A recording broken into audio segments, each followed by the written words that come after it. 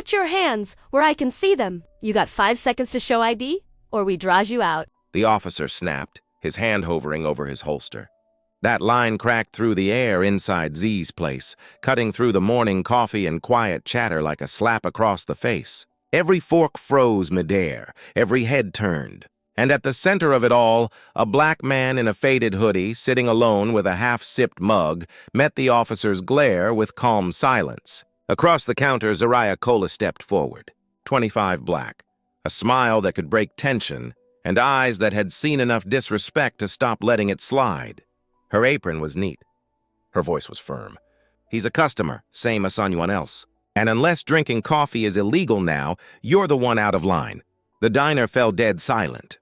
Moments like this don't start with fists or fire. They start with small, brutalines, the ones spoken like facts, but soaked in judgment. This wasn't just coffee. This was a black story. And in that instant, Zariah didn't just defend a stranger, she challenged a pattern. She stood between a uniform and a man who hadn't even touched his breakfast. What she didn't know, what no one knew, was that the man sitting at that corner booth was billionaire tech CEO Langston Drake, traveling under the radar, avoiding headlines and carrying the weight of an empire in a plastic takeout bag. He hadn't said a word until now. Let her speak, he said, calm, powerful, and that's when everything shifted. This is Hidden Worth, where we tell stories that reveal what's buried beneath bias and bravery. And if you're watching this, ask yourself one thing. What would you've done? Take a moment to like and subscribe, not for us, but to help more people hear stories that matter. Real voices, real moments. Because sometimes the most powerful thing you can do is simply not look away. Now let's go back to the beginning. Zariah Cole was never the kind of woman who asked for sympathy. She grew up in a one-bedroom apartment above a laundromat on the east side of Weston Creek, where the dryers rattled all night and the scent of detergent never quite faded from the walls. Her mother, Denise, worked double shifts as a nurse, often coming home after midnight, her scrubs stained and her back aching, but she always kissed Zariah's forehead, always whispered, "You're my sunlight, baby," before collapsing into sleep. Her father had walked out before Zariah turned 6. No note, no goodbye, just the silence of a door that never opened again. But Denise had filled that silence with strength, with music from old vinyls and stories about the kind of woman Zariah would someday become. Not rich, not famous, but grounded, fierce, unapologetic. By the time she hit 16, Zariah had already memorized the sound of adults stalking down to her. Teachers who said she was well-spoken with surprise in their voice. Store clerks who watched her hands too closely. Strangers who asked if her hair was real and then reached for it without permission. She learned to smile through it, not because it didn't hurt, but because she refused to let them see her crack. Her dream had always been simple. Own a bakery. Nothing big, just a corner spot where people could come in, breathe deep, and feel safe. But safe had always felt like a luxury. College was too expensive, loans were a risk, so she waited tables instead, saving every extra tip, scribbling recipes into a leather-bound notebook she kept in her backpack, right between her prayer journal and a picture of her and her mom. Both in aprons, both smiling like the world hadn't touched them yet, Zariah had learned to read people, their eyes, their tone, the way they looked at her like they'd already decided who she was. Some said it without saying it. You're not supposed to shine in a place like this, but she did anyway. Quietly, consistently, she wore her pride like perfume, subtle, but always there. Pressed shirts, clean sneakers, lip gloss that shimmered like sunlight. Not for anyone else, for her. For the version of herself her mother believed in. And maybe that's why on that rainy morning when the police walked in and the room held its breath, Zariah didn't hesitate. She had spent a lifetime walking through storms. That one was just another. Most people only knew Langston Drake from headlines, the kind that mentioned startup acquisitions, record-breaking IPOs, or Forbes lists. They knew the billionaire, the tech visionary, the man whose AI company reshaped digital security, and who once donated $50 million to rebuild inner-city schools without ever stepping on stage. But the man who walked into Z's place that morning wasn't that Langston, not in appearance, not in presence. His clothes were plain black hoodie, worn jeans, sneakers that had seen miles. He wore a beard, not for fashion, but for comfort. And instead of a watch worth more than someone's mortgage, he wore a faded rubber band around his wrist, the kind they give patients in hospital emergency rooms. Langston had a rule: never draw attention unless it served a purpose. And on that day, his only purpose was silence. His daughter Maya had gone into emergency surgery just after dawn. Complications, no guarantees. And while the rest of the world would have called a board meeting or issued a press release, Langston did what very few people with power ever did. He left. He drove 2 hours south, ended up in Western Creek, and stopped at the first place that wasn't a Chain Z's place. No one recognized him, not even the owner. And that was the point. Because when you're a black man with money, with reach, with power, people still tend to look past all that and only see one thing: color. Even more so when you strip away the tailored suits, the polished speeches, the image curated by a dozen PR specialists. Langston hadn't shaved in 3 days. He hadn't eaten since noon yesterday. And as he sat at that corner booth, rain sliding down the window beside him, he wasn't a billionaire. He was just a father, a man who didn't know if he would lose the person he loved most. He didn't expect kindness. He didn't come looking for it. But when the officers walked in and tried to humiliate him, what shocked him most wasn't the insult. It was her. Zariah, the waitress, who didn't know confrontation begins, black story, who he was, who didn't care. She saw Amin being targeted for no reason, and she chose to stand in between. For a long time, Langston had believed true power meant staying invisible when you wanted. But in that moment, watching Zariah confront a system with nothing but her voice, he saw something greater, not silence, but presence, and he knew then he wouldn't let this moment disappear. The first sign came before sunrise. Zariah had barely made it down the stairs of her apartment when she saw the envelope taped to her door. No name, no stamp, just one word scribbled in red marker on the front. Careful. Inside was a crumpled receipt from Z's place, one of last night's tables, circled 3 times in black ink. Nothing else. She stood there on the landing, heart pounding, rain dripping from the edge of the awning. Western Creek wasn't Avilent town, not on the surface. But silence here had a way of cutting deeper than any threat. People didn't scream, they withdrew. They isolated. They let you know you weren't welcome by vanishing from your life, one convenience at a time. By noon, the heath ad set in. The kind of heavy air that stuck to your skin and made you itch from the inside out. At the diner, Zariah noticed familiar faces skipping her section. Customers she'd served 4 years suddenly didn't make eye contact. Others stared longer than necessary, like they were waiting for her to fall apart. Her manager, Doug, pulled her aside near the dish pit. "You got a lot of eyes on this place," he said, folding his arms. "Word is you picked a side." Zariah raised an eyebrow. "I picked a person." Doug's jaw tightened. "Well, that person's about to cost us regulars." "People talk, Z. This ain't just about coffee anymore." She said nothing. He stepped closer. "You want to keep this job? I'd consider a statement, something neutral. Just say the whole thing got blown out of proportion." Zariah didn't blink. "I'm not taking it back." Doug exhaled through his nose. "Suit yourself, but don't come crying when your shifts start disappearing." That night, her landlord called, said the building needed urgent repairs, and she had 30 days to vacate. When she asked why, his voice dropped. "You know why?" She sat in her kitchen in the dark, staring at the ceiling fan that creaked like it had something to say. Her phone buzzed with texts from friends, some supportive, some nervous. She didn't treply. She had made her choice. And deep down, she knew this wasn't just about one man, one moment, or one diner. This was about years of being told to stay quiet, to stay polite, to stay small. Zariah wasn't doing that anymore, and the town had just noticed. While Zariah scraped burnt cheese from a skillet in the back of the diner, the internet was setting her name on fire. Somewhere miles away inside a college dorm room lined with energy drink cans and half-done homework, a student named Lewis Chandler had uploaded a shaky 58-second video to TikTok. He had recorded it discreetly the morning before sitting 2 booths over. The video showed Zariah standing between 2 police officers and a black man in a hoodie, refusing to back down. Her voice wasn't raised. Her posture didn't shift. She stood like a wall, Louise captioned it. This waitress just stood up to cops for a man nobody else would have looked twice at. Protect Zariah Cole.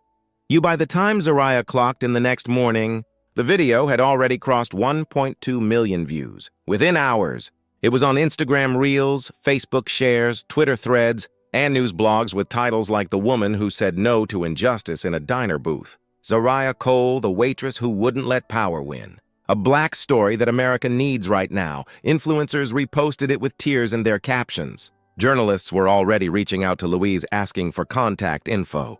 Hashtags like #StandWithZariah, #ProtectBlackWomen, and #Coffee and Courage started trending. And all the while, Zariah was wiping down menus, unaware that millions of people had just seen her do what she thought was ordinary. At Z's place, the morning rush came and went. A few more curious eyes than usual. A couple strangers whispering in the back booth, but nobody said anything to her directly. Not yet. The internet screamed her name, but the diner remained quiet. Local news hadn't picked it up. The town still pretended nothing happened. Her phone sat in the break room charging. She hadn't checked social media in 2 days. She was too tired, too drained, and too busy dodging judgment in her real life to worry about the virtual one. At 11:15 a.m., her manager Doug walked by and grunted, "You're famous now." He didn't say it like a compliment. He said it like a warning. Zariah blinked. "What?" Doug shoved his phone toward her. "You're all over the damn internet. Hope that video is worth it when the real reporters show up." She stared at the screen. Her own face looked back at her, eyes firm, shoulders square. It was strange seeing herself from the outside. She set the phone down. "I was just doing my job." Doug scoffed.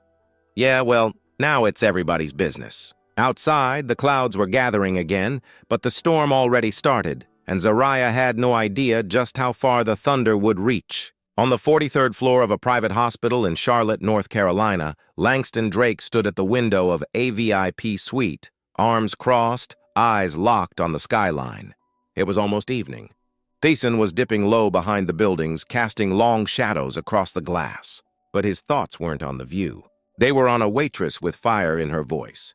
Behind him, machines beeped in a slow rhythm, steady, calm. His daughter, Maya, was asleep again. The surgery had gone well. The doctors were hopeful, but Langston couldn't shake the feeling in his chest, like something was still unfinished. He pulled out his phone, scrolled to a name he hadn't called in a while, and tapped it. Avery, his executive assistant, answered on the second ring. "Yes, sir." Langston didn't waste time. "I need a full background on a woman named Zariah Cole. She works at a diner in Western Creek, Z's place." There was a brief pause. "Understood. Any specific reason?" "She stood between me and 2 police officers like she didn't care if the world burned down," he said. "Didn't know who I was. Didn't ask. She just did it." Avery's voice lowered. "Steady." "You want me to reach out?" Langston shook his head, though she couldn't see him. "Not yet. I don't want her knowing. Not until I do this right." He turned from the window, sat down at the edge of the hospital bed. Ma stirred slightly. Langston reached out, brushed a hand over her curls. Still tangled from days of worry, she looked peaceful now. And he owed part of that peace to Zariah.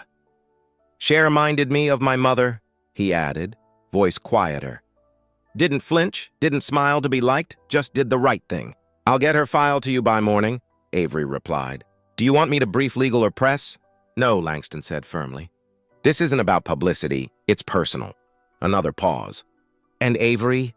"Yes. I want her protected, quietly. I don't care what it costs. If anyone comes for her, I want her covered before she even hears footsteps. Understood." Langston hung up. The phone sat heavy in his palm. For years, he'd learned how to measure people in contracts, in negotiations, in how quickly they recognized his worth. But Zariah, she hadn't measured him at all. She saw Ammon, and now it was time the world saw her. The next morning, Weston Creek woke up buzzing, and not from the sound of lawn mowers or delivery trucks.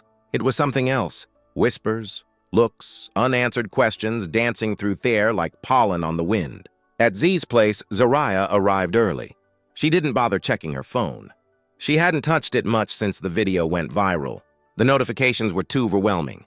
And honestly, she didn't have the energy to scroll through hundreds of strangers' opinions about her life. All she knew was that something felt different. Doug, her manager, was already behind the counter wiping down glasses that didn't need cleaning.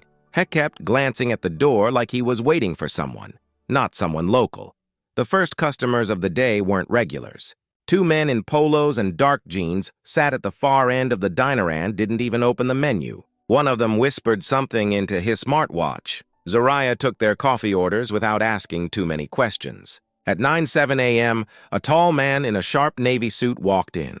His shoes looked like they'd never touched gravel, and his briefcase had a gold clasp. He paused at the door, scanned the room, and walked right back out. Doug finally said it. "You seeing this?" Zariah nodded, wiping her hands on her apron. "I'm seeing it." "None of these folks are here for pancakes," she didn't reply. By mid-morning, a delivery van pulled up outside. No logo, just matte black with tinted windows. Two people stepped out, rolled a heavy metal case on wheels through the front door. Inside the case, a brand-new commercial-grade espresso machine still wrapped in plastic. "There are Zariah Cole here," one of them asked. Zariah blinked. "Yeah, I'm Zariah. This is for you. Installation's been pre-scheduled, paid in full, no return address?" Doug stared at the machine like it had fallen out of the sky. Zariah stood frozen, hands still damp from dishwater. Then came the next visitor, a woman, late 30s, dressed in all black with a clipboard and Bluetooth earpiece. She walked in, looked around, and handed Zariah an envelope. "This is from Mr. Drake, personal delivery." Before Zariah could say a word, the woman turned and walked right back out. Zariah didn't open it. Not yet. She stood there, envelope in hand, the quiet hum of the espresso machine buzzing behind her. Outside, more heads turned toward the diner, some curious, some cautious. The town that once ignored her was now watching, and something big was coming. The lunch crowd had barely begun to trickle in when the bell over the diner door rang with a soft chime. Zariah was refilling the napkin dispensers when she looked up and everything stopped. He stood in the doorway like he wasn't sure if he should step inside or just stay still a moment longer. Black suit, crisp white shirt, no tie. His beard was trimmed, hair slicked back, but his eyes. Those eyes were the same. Calm, tired, familiar. It took Zariah a second to recognize him. Not because she'd forgotten, but because nothing about his presence screamed billionaire. He wasn't flanked by bodyguards, no reporters, no flashing cameras, just a man walking into a diner like anyone else. He walked up to the counter quietly, his movements smooth but deliberate. The room faded till hush. "I'm Langston," he said, voice low but sure. "Langston Drake." Zariah blinked. Her hands, which had just been organizing napkins, now hung useless either sides. I didn't know," she stammered. "I know," he replied gently. "That's what made it real." He looked around the room, then back at her. "You treated me like a person when everyone else was measuring me by the hoodie on my back. You stepped in when it wasn't easy. That meant something." Zariah swallowed hard, her heart pounding in her chest. I didn't do it because he raised a hand, kind and respectful. You did it because it was right, and that's the part that matters." From his pocket, he pulled out the sealed envelope she hadn't opened. He laid it on the counter next to a small silver key. "That's the deed to this place," he said. "Paid in full under your name. No strings." Zariah's lips parted, but now words came. Langston continued. "And there's more in the letter, but you don't need to read it now." She finally found her voice. Barely a whisper. "Why are you doing this?" Langston smiled, not flashy, just real. "Because you reminded me that money can build things, but people like you keep the world from falling apart." He turned to leave, then paused. "Maya, my daughter, she'sked me who you were." I told her, "You're the kind of woman I hope she grows up to be." Then he stepped back into the sunlight, and the bell chimed once more. Zariah stood behind the counter, hands trembling, surrounded by whispers and stares. But for the first time in a long time, she didn't feel small. She felt seen. It wasn't just the key. That would have been enough. More than enough, really. But the moment Zariah opened the envelope, she realized this wasn't just a gesture. It was a shift. A tidal wave she hadn't seen coming. Inside was a check. Not for 1,000, not 10. It was 75,000 made out of Zariah Cole with a handwritten note clipped to it. For what you've already carried and for what you still dream of building. There were also documents, confirmation of the diner's ownership transfer, a 1-year lease agreement for a commercial kitchen space 2 blocks away, fully paid, and beneath that, a letter from Drake Holdings stating that Zariah had been granted a community entrepreneurship fund with ongoing support if she chose to open her bakery.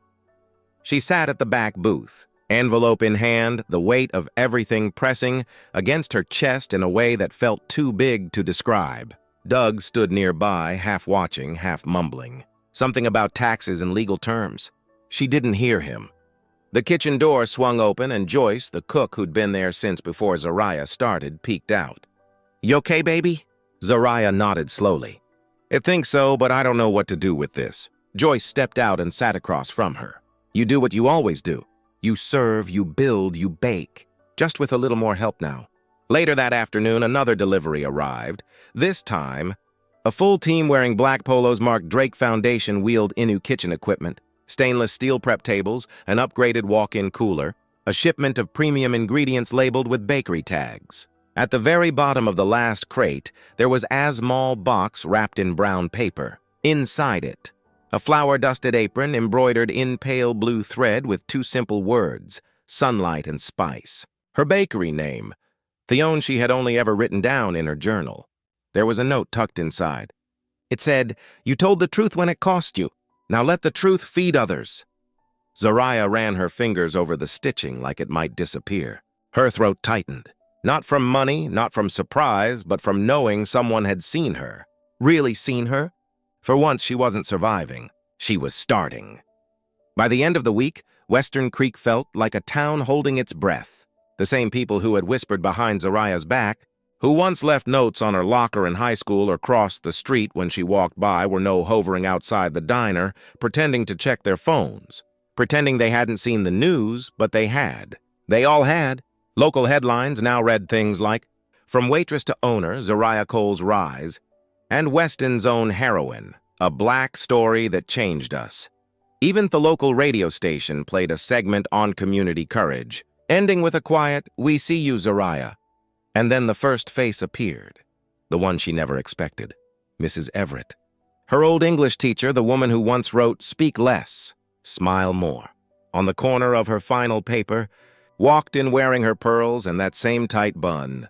She stood at the counter, hands folded. "I'd like a slice of pie." And I wanted to say I was wrong about who I thought you were. Zariah didn't smile, but she nodded. "What kind of pie?" "Whichever one you made." Word spread. More came. Tommy Rutherford, who had once laughed when she was turned away from the town parade, sat quietly near the window, sipped his coffee like it was penance. A group of teens showed up, not to mock this time, but to volunteer. We saw the video. One of them said it was real. It mattered. They stayed to help sweep the sidewalk.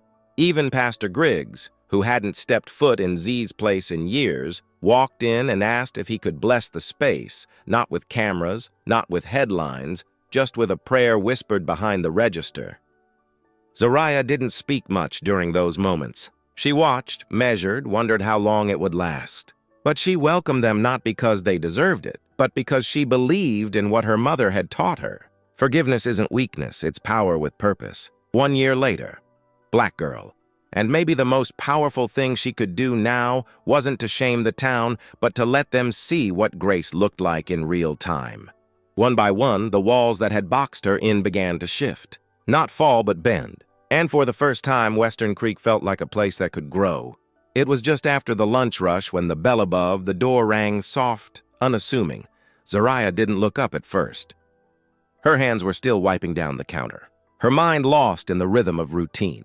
But then she heard the boots, not the heavy stomp of authority, but something slower measured, like someone trying not to be heard, but knowing they already had been. She looked up and saw Officer Carla Mendez. No uniform today, just a faded gray t-shirt, jeans, and a badge clipped to her back pocket, barely visible. Her hair was pulled back in a low bun, and her expression wasn't defensive. It was tired, human. Zariah straightened, not stiffly, just steady. Carla nodded once, stepped forward, and stood at the counter. "Black coffee," she said quietly. No cream, no sugar. Zariah poured the cup, slid it across. They didn't speak for a few moments. The only sound was the quiet hum of their refrigerator and the distant clang of dishes being stacked in the kitchen. Carla finally took a breath. "I wasn't the one who said the words," she started. "But I stood there and let them be said." Zariah stayed silent. "I watched what happened in this room. I saw the way he looked at you at that man, and I didn't step in. I didn't stop it, and I should have." Still no response. Carla's fingers wrapped around the warm mug, knuckles tight. I came today because you deserve to hear it out loud. I'm sorry. Zariah studied her. Not just the words, but the weight behind them. The eyes that had once scanned her like a threat now struggled to meet her gaze. She finally spoke.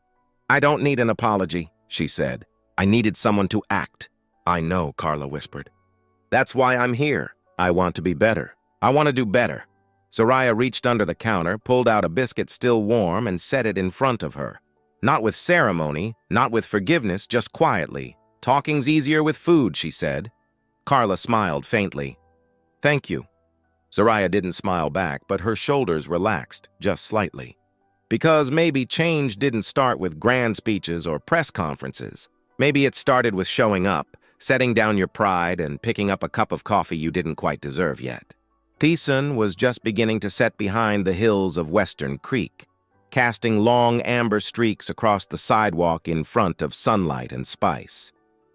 That was the name now, the bakery that Zariah had once scribbled in the corner of a journal during her slowest shifts, the name her mother would have loved, the name now carved into the wooden sign above her front door. Inside, the places meld like cinnamon rolls and warm honey. Kids giggled at a frosting station in the corner. A man in a business suit waited patiently behind a retired school teacher. There were nouniforms here. No titles, just people laughing, sipping, being, and Zariah. She moved behind the counter like she was born there. Confident, focused, calm. Her apron dusted with flour, hair pulled back, cheeks carrying the glow of someone who had been through fire and walked out golden.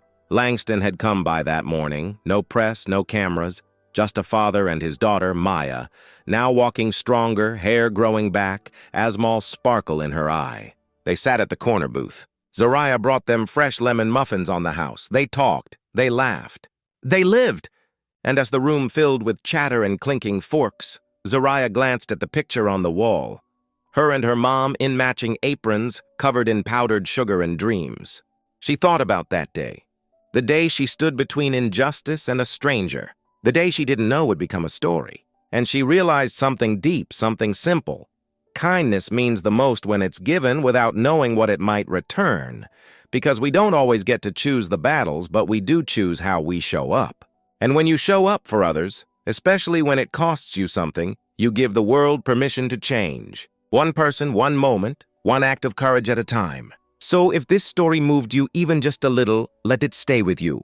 And if you believe the world needs more of this, we invite you to join us here at Hidden Worth. Subscribe to hear more real stories of everyday bravery and leave a comment below. Tell us, have you ever witnessed kindness that came without conditions? Sometimes those are the moments that change everything.